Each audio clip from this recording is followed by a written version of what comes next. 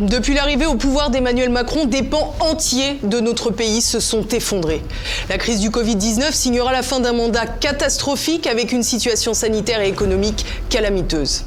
Cette période marque également l'avènement du mensonge et de la manipulation. Dès le début de la crise, une véritable chasse aux sorcières s'est abattue sur les lanceurs d'alerte. Nous avons assisté à des procédés d'inversion permanents. À titre d'exemple, il y a un an, TV Liberté souffrait de la censure en émettant l'hypothèse que le virus pouvait s'être échappé d'un laboratoire. Le président américain Donald Trump lui-même en a fait les frais. Il est désormais privé de réseaux sociaux. Aujourd'hui, seuls les grands médias sont autorisés à faire état de l'origine du virus. Ces mêmes grands médias qui ont mis un point d'honneur à dénigrer, à calomnier, à salir toutes les personnalités qui critiquaient la débâcle du gouvernement, le tout en laissant les puissants répandre leurs mensonges sans contradiction ni contradicteur. Les fameux termes de fake news, de complot fleurissent pour qualifier ceux qui ne veulent pas se résoudre au lavage de cerveau. Face à cela, TV Liberté a mis un point d'honneur à donner la parole à ceux qui ne l'avaient pas ailleurs. Nous sommes même parvenus parfois à contraindre certains médias du système à recevoir nos invités. TV Liberté a gagné des batailles, mais nous avons aussi payé cash notre engagement pour la vérité. Nos vidéos ont été censurées par les géants du numérique, notre chaîne a été suspendue à plusieurs reprises. Ils veulent tuer le messager. Tuer le messager parce qu'ils ne peuvent plus rien contre le message. Les mensonges du pouvoir médiatique et politique sautent de plus en plus aux yeux. De plus en plus de Français comprennent la manipulation permanente des chiffres, du discours dominant, des opérations de communication. Ils redoublent d'autoritarisme parce qu'ils sont aux abois. Et l'année qui s'annonce sera crucial. L'échéance électorale présidentielle va donner lieu à un exercice de propagande du système encore plus puissant, renforcé par la gestion du Covid-19. Plus que jamais, le rôle de TV Liberté sera essentiel. Alors il ne faut pas se leurrer, ils feront tout pour nous mettre des bâtons dans les roues, pour tuer le messager. Mais à l'attaque, il nous faut répliquer, résister. Nous avons déjà parcouru un long chemin, alors il nous faut encore retrousser nos manches, tous ensemble. Aidez-nous à poursuivre notre mission à vos côtés pour vous informer. Faites un don à TV Liberté. TV Liberté n'appartient pas à un apparatchik ou un financier proche du pouvoir. TV Liberté n'a pas de publicité. TV Liberté n'a qu'un seul soutien, vous. Alors, je compte sur vous.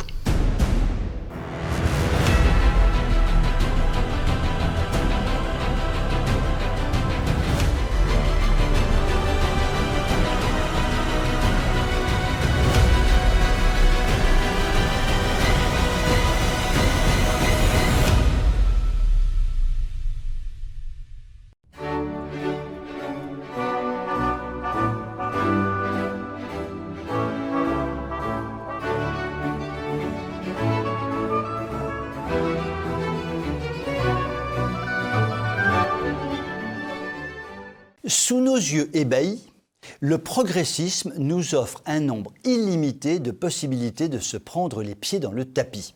Pour preuve, les déclarations fracassantes de monsieur, madame Jenner, candidat au poste de gouverneur du très progressiste État américain de Californie. En effet, monsieur, madame Jenner s'est prononcé fermement et définitivement. Les transsexuels hommes, devenus femmes, ne doivent pas participer aux compétitions sportives dans la catégorie femmes. Quand même, quoi. Nous, les musculeux mectons, trans ou pas, on a quand même le droit de ne pas côtoyer les gonzesses pendant les compétitions sportives, quand même. Oui, mais là, monsieur, madame Jenner a commis un crime au paradis de la transtolérance. Au fait, d'où vient-il cette Jenner? Monsieur, madame Jenner est né Bruce, avant de s'afficher à la une de Vanity Fair en corset de satin rose poudré. Un nom bien costaud pour un profil qui ne l'est pas moins. Il a été sacré 3 fois record du monde en décathlon. Ses muscles, il sait donc s'en servir et il sait donc tout ce qui fait la réussite de la jante masculine en matière de sport. De la charpente, de la puissance, du muscle, de l'endurance. Et tout cela ne s'en va pas d'un coup, par miracle, sous prétexte que l'on va suivre une cure d'hormones féminines et que l'on va porter des barésilles. Alors, forcément, au pays de toutes les transgressions, Alors que Joe Biden vient de nommer le premier secrétaire d'État transgenre de l'histoire des États-Unis, les positions conservatrices de Monsieur et Madame Jenner font désordre. Monsieur et Madame Jenner portent des talons hauts, mais il tient tout de même à préserver l'ordre naturel de la création. Faut pas croire, t'as qu'à croire. Les sportifs hommes avec les sportifs hommes, les sportifs femmes avec les sportifs femmes, et les trans, quant à eux, ils n'ont qu'à rester dans les tribunes. Mais ce n'est pas tout. Monsieur et Madame Jenner est aussi un partisan du maintien de l'ordre, tout court, et pas seulement de l'ordre sexuel. Il a eu ainsi des propos très durs à l'égard du laxisme judiciaire dont fait preuve le gouverneur actuellement en poste en Californie, qui a pour objectif socialement contestable de vider les prisons. S'il est élu, Monsieur, Madame Jenner, avec lui, ça va filer droit. Non, mais des fois. Avec des propos pareils, ça grince des dents au pays du surf et d'Hollywood. Où va-t-on si les démocrates transgenres se mettent à être plus conservateurs que les républicains trumpistes eux-mêmes? Mais où va-t-on? Les progressistes californiens ne savent plus à quel saint se vouer et sont bien en peine pour soutenir leur champion-championne pour les élections de l'État. Finalement, qui l'eût cru? Il n'y a peut-être pas plus transphobe qu'un transsexuel. Décidément, tout cela devient vraiment trop compliqué pour moi. Je vous souhaite quand même une bonne soirée.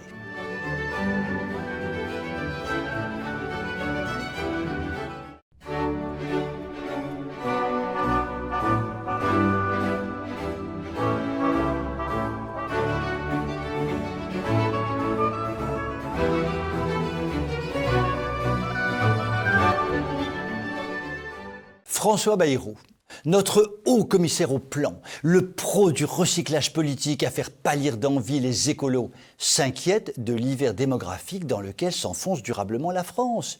Et il a raison. Cela fait belle lurette que la France n'est plus un modèle en matière de vitalité démographique. Aujourd'hui, tout comme nos voisins, nous n'arrivons plus à assurer notre renouvellement des générations.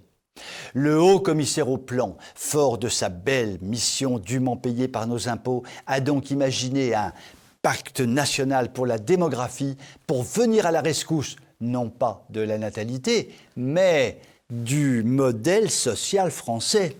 Et là, gros colossal problème. Bayrou semble s'en moquer de l'avenir de la France. Non, ce qui compte vraiment pour lui, c'est la pérennité de son modèle social. Traduction, un État-providence boursouflé qui gobe toujours plus nos sous-sous pour nous aider toujours moins, bien sûr.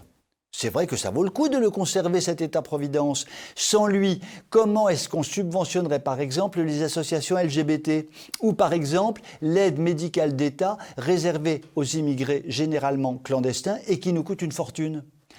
Afin de préserver donc ce soi-disant modèle français, François Bayrou convoque deux solutions miracles. La natalité, l'immigration.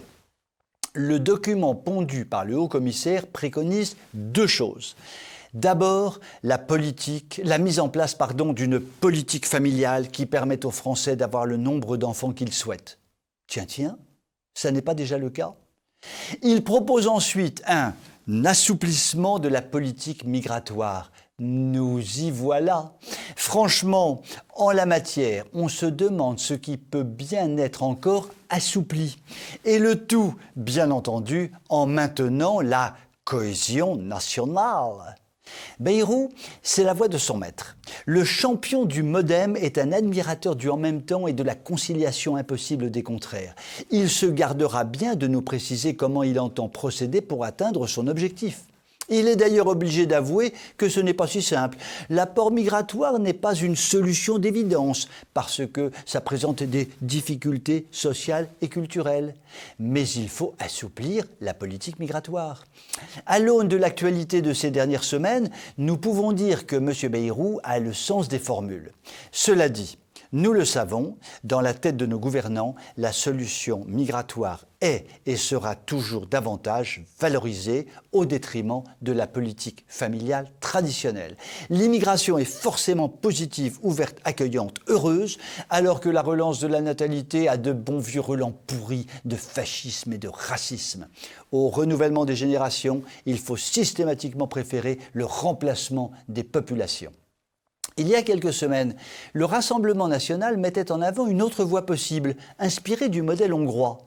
La mise en place d'un prêt en faveur des jeunes couples, à hauteur de 100 000 €, dont les échéances seraient repoussées à chaque enfant pour finir par être annulées au troisième enfant. Nul doute que la caste politico-médiatique lui reprochera son irréalisme économique. Mais où est-il vraiment l'irréalisme économique quand les dirigeants politiques de notre pays dépensent chaque année, depuis des dizaines d'années, des milliards et des milliards pour accueillir annuellement des centaines de milliers d'immigrés ? À chacun ses priorités, puissent les élections de 2022 remettre à l'honneur les vraies priorités dont la France a besoin. Je vous souhaite une excellente soirée.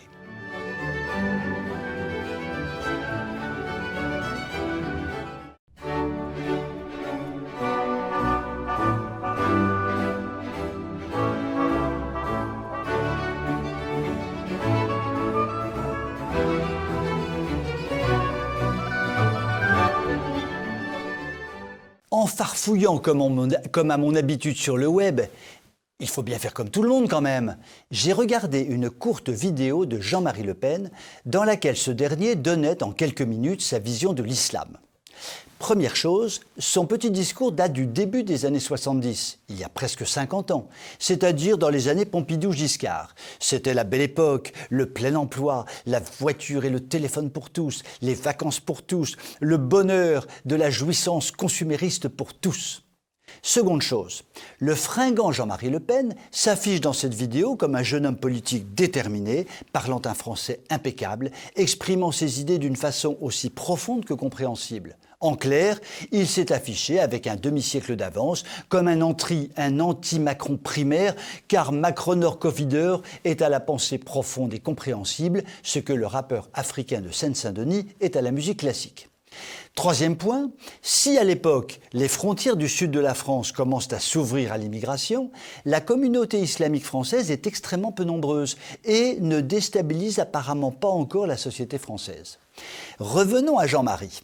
À l'inverse de la quasi-totalité des élites françaises, celui-ci, dès le début des années 70, analyse en profondeur le phénomène de l'immigration et son corollaire, celui de l'islamisation, et conclut très simplement que l'islam est totalement incompatible avec le socle de valeurs sur lesquelles reposent les nations occidentales en général et la France en particulier. La meute médiatico-politique de l'époque se déchaîne immédiatement contre le raciste et xénophobe Jean-Marie Le Pen. Il faut de toute urgence dresser l'échafaud et lui couper la tête. Et pourtant, ce que disent aujourd'hui un nombre important d'intellectuels, d'hommes politiques, de journalistes, d'organisations nationales, d'organisations internationales comme la Cour européenne des droits de l'homme, correspond à peu près à ce que disait Jean-Marie Le Pen sur l'islam au début des années 70. Bien sûr, le système politico-médiatique dominant actuellement continue son œuvre de déconstruction de la France, en continuant à affirmer, contre toute raison, que l'islamisation de la France ne pose aucun problème. Il est d'ailleurs en cela cautionné par les instances dirigeantes de l'Église catholique de France, et d'ailleurs, qui, contre toute raison, continue à affirmer également que l'islamisation de la France ne pose aucun problème.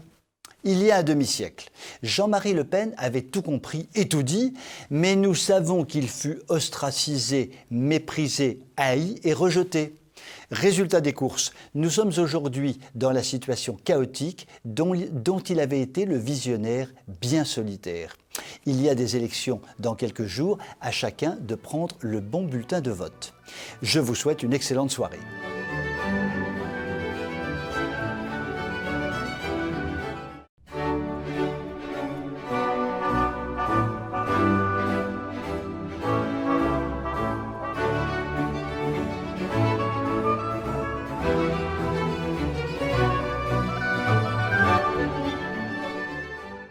Pour les Français qui aiment la France, c'est-à-dire vous et moi, et non pas nos tristes élites politico-médiatiques qui détestent vraiment notre cher vieux pays, le sujet de Lampedusa revient une nouvelle fois sur le tapis, ou plutôt sur quelques rochers situés en milieu de Méditerranée.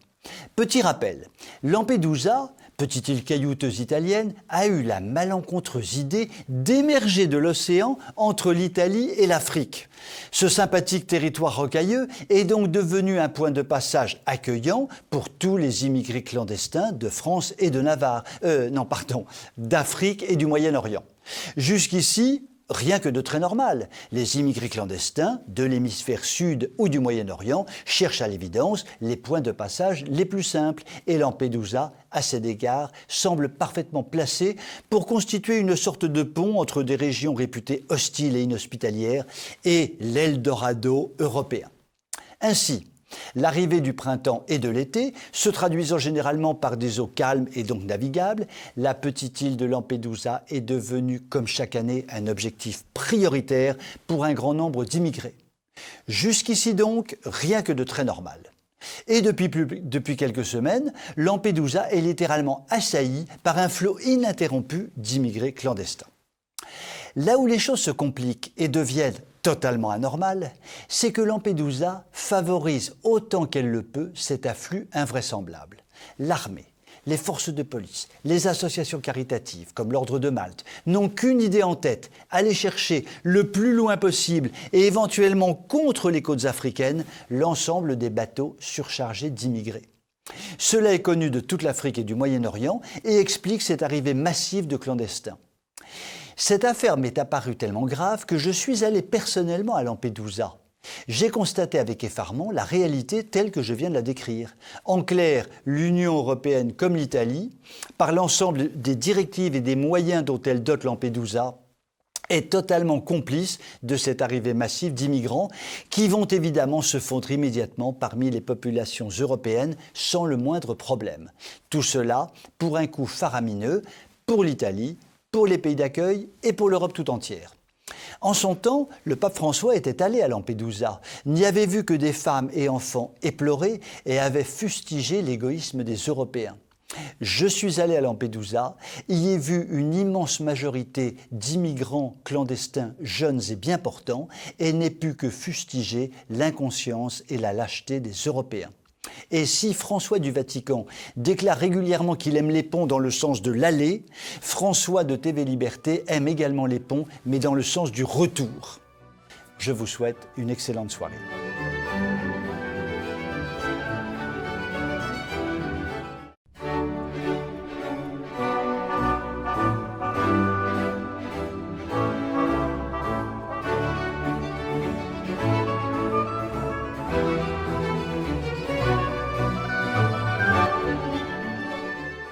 Le couple le plus glamour de la tech, j'ai nommé Bill Gates et son épouse Melinda, a décidé de mettre un terme à 27 ans de vie commune.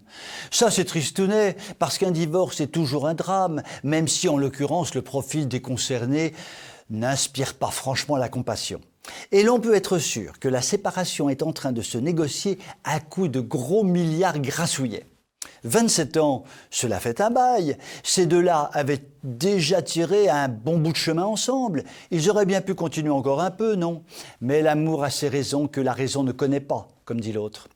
Selon le bien informé Wall Street Journal, la séparation serait en fait à l'ordre du jour depuis 2 ans déjà et aurait à voir avec les agissements d'un certain Jeffrey Epstein, le sulfureux milliardaire américain ayant organisé un immense réseau pédophile mondial. À l'annonce des révélations sur les étroits rapports entre Epstein et Bill Gates, Melinda Gates aurait saisi plusieurs avocats pour commencer à travailler sur une éventuelle séparation avec son Bill d'amour. Le célèbre informaticien était en effet dans les petits papiers de l'homme d'affaires, non moins célèbre, et cela depuis fort longtemps. Des bruits courent que Bill serait parfois resté jusqu'à une heure assez tardive au domicile d'Epstein à New York, en tout cas bien après l'heure où les carrosses retournent à l'état de citrouille. Pourquoi faire? La rumeur ne le dit pas. Mais bon, Jeffrey Epstein n'était pas totalement le genre de gars avec qui on récite des psaumes en milieu de la nuit, sauf si les récitantes étaient de très jeunes filles. Gates avait été formel. Il s'agissait de philanthropie et de rien d'autre. Philanthropie. Philanthropie, en grec, ça veut dire l'amour de l'homme, non? Ou de la femme, on ne sait pas trop. Bref. Mais les relations Gates-Epstein ne se sont visiblement ou invisiblement pas limitées aux échanges philanthropiques. L'investisseur Nikolic, spécialisé dans le domaine des biotechnologies et conseiller scientifique de M. Windows Gates pendant des années, aurait été mentionné par Epstein dans sa prison avant que Epstein ne passe l'arme à gauche dans ces circonstances aussi obscures que bizarroïdes, sous la forme d'un suicide assassinatique ou d'un assassinat suicidique au choix. Que pouvait manigancer ce trio-triangle des Bermudes? Nous ne le saurons sans doute jamais. En attendant, Melinda a préféré prendre le large et s'écarter quelque peu de ces individus aux fréquentations assez peu fréquentables. La fortune du roi de Microsoft étant estimée à environ 145 milliards de dollars, nous pouvons supposer que Melinda aura, comme on dit familièrement, de quoi voir venir. Je vous souhaite une excellente soirée et un très bon week-end électoral.